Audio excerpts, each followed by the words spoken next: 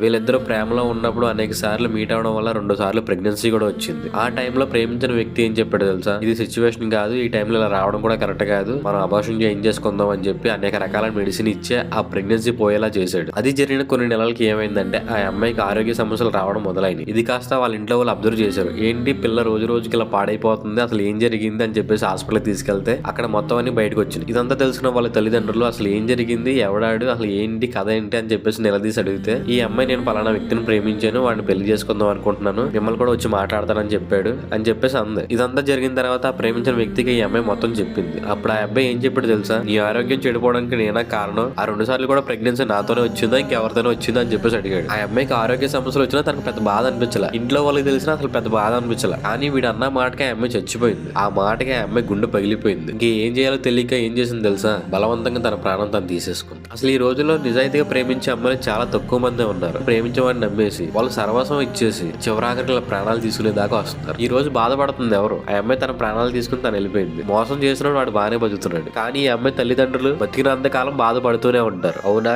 కాదా? నీకేమనిపించిందో కామెంట్ లో రాయి. మంచిది.